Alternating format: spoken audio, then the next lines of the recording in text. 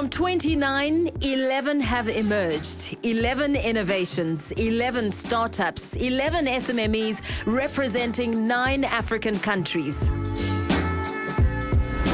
These are your final 11 startups. Today on the MultiChoice Africa Accelerator, we travel to West Africa to meet fintech company MaTontine, as well as Star News Mobile, who are ensuring African content creators get more reach in the creative industry.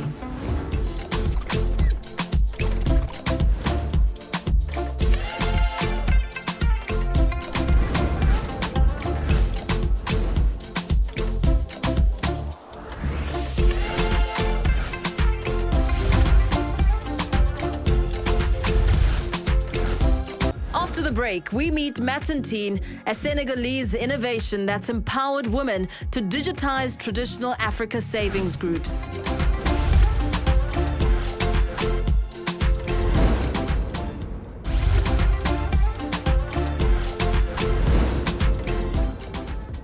Up next, we travel to Senegal, where Bernie Akporiaye is ensuring small business owners take advantage of the fintech opportunities.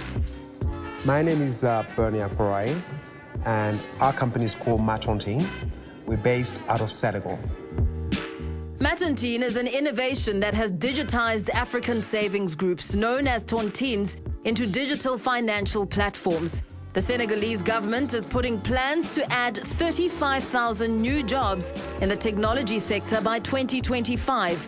Tontines are thought to be worth about $200 million annually in Senegal. The country's fintech sector has recently evolved. It now ensures that technology merges with traditional African savings practices.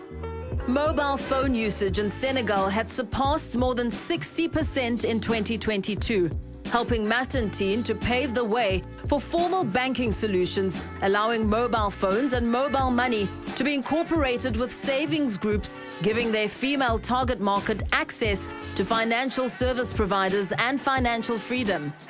Bernie's fintech innovation ensured he got an invite to virtually pitch for the MultiChoice Africa Accelerator. MaTontine is a complete digital financial services platform. We provide access to small loans and a range of financial services to the financially excluded, mostly women in Africa. So what is the big problem we're trying to solve? It's the fact that there are 300 million women in Africa who do not have access to basic financial services like small loans, despite demonstrating outstanding financial behavior by lending and saving $11 billion annually in traditional savings groups. Yet, the financial services providers, the FSPs, cannot easily serve these women for reasons such as branches that are far away, unprofitable business models, and the women cannot easily consume products from the FSPs for reasons such as low literacy levels, poorly designed products, and so on. Ultimately, we want to be the default savings group platform and brand in Francophone Africa.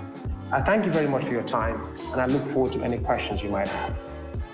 Hey, Bernie, thank you for your presentation. So you mentioned that you do capacity building as part of the process to eventually reach that stage where they get the loans from the banks. So could you take me a little bit more about how you do that and what's involved in that perspective? Fantastic question.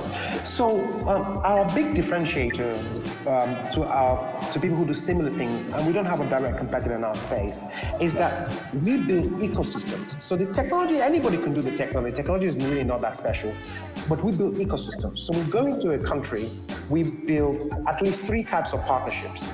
A financial services provider, because we cannot hold money or lend, a digital money provider, so we can send and receive money digitally, and then we look for a partner like a financial education partner. So what we do with the Buzz Women is we start off with a foundation of basic financial education, and then based upon that, we layer on top of that financial services, and then they can send and receive the money for those financial services. So that's how it works. Did that answer your question? With the judging panel impressed with his virtual pitch, Bernie's next stop was South Africa, with 28 other participants for the live pitches at the MultiChoice studios. Orientation was the first on the week's agenda to induct Bernie and the other participants. MaTontine has used fintech to give African women in his region access to financial services. Let's find out more. By paying close attention to the needs of his community, Bernie and his team found a gap in the market and a solution. We digitize these traditional savings groups used throughout Africa.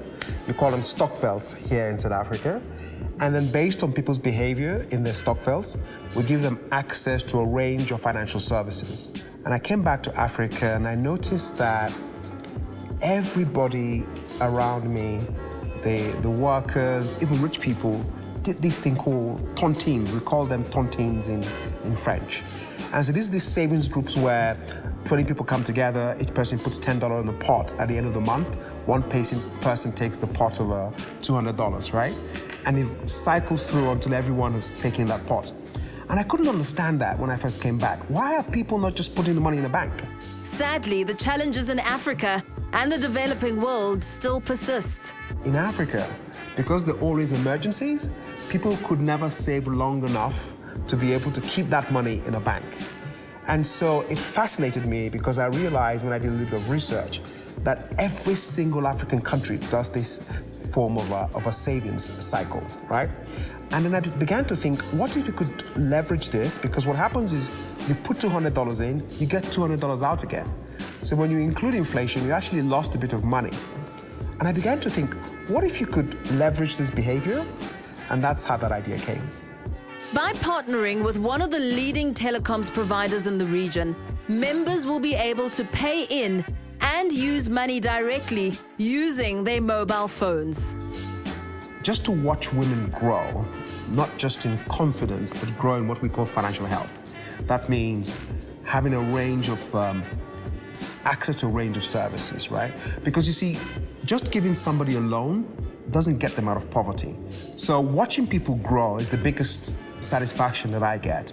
And we love hearing stories of people who, before we met them, they were really struggling, and having worked with us, they've been able to really grow in terms of their personal financial outcomes. I'm here for partnerships, first of all, right? One of the best things about these kind of accelerators is who you meet, right? The startups you meet, the startups you can partner with to help you grow your business. And so my primary reason here is to meet the right people to enable me grow my business and develop even stronger traction, and then funding will come. I think the other thing I really like about the accelerator, which is really unique, is this ability to put us in front of a group of investors who have stated their interest in companies like ours. And I think that's super important. The second leg of the MultiChoice Africa Accelerator program took place in Lusaka, Zambia, where the SMMEs were equipped with knowledge and skills for their final pitches. Part of the C3 bootcamp included intensive training that ensured our SMMEs were pitch ready.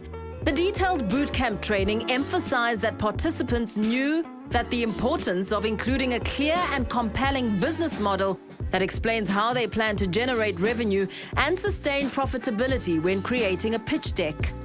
This lesson included the following key takeouts: clearly explaining what your product or service is, outlining your target market, explain how you plan to generate revenue, detail the costs to produce and deliver your product or service, describe what sets your business apart, as well as using clear and concise language and visuals.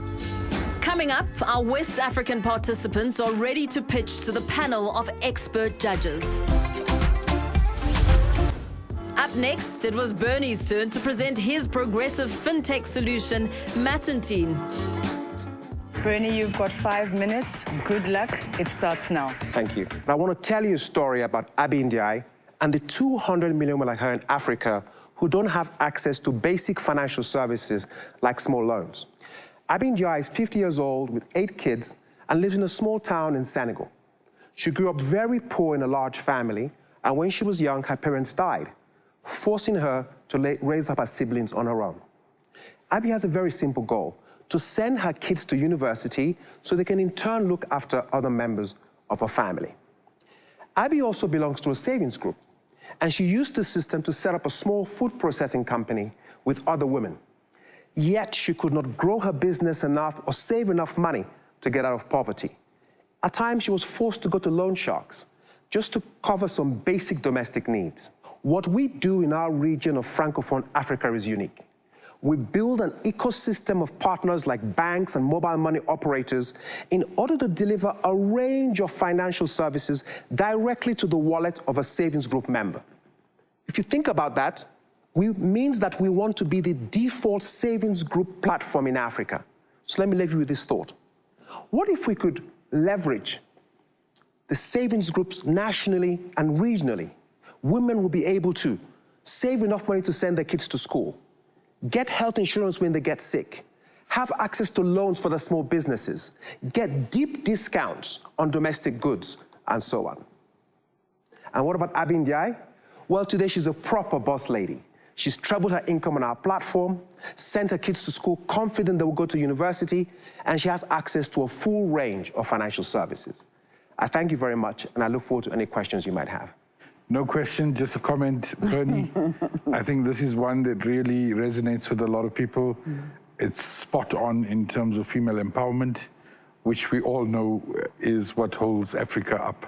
Great feedback. Thank you so much, Kathy. Any questions or comments from other panelists? Benny, I think you're a great storyteller. Thank you. You took us on a journey. We could actually envision how you transformed the lives of these women. So, yeah, well done. Great impact in the community. And I know in Ivory Coast, there's quite a lot of women farmers. So, exactly. Yeah, well done. MultiChoice Accelerator has done a wonderful job of bringing experts to the table. I learned so much from a lot of the experts that they brought to the table. They forced you to look at your business, again, differently, with a different eye. 11 of the most promising SMMEs from Africa will present their tech business plans to investors in Dubai.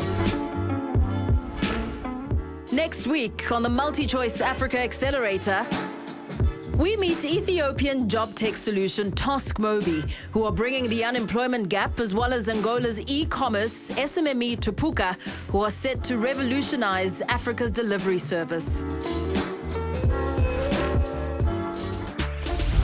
To learn more about the 2023 Africa Accelerator program, log on to our portal on the link below.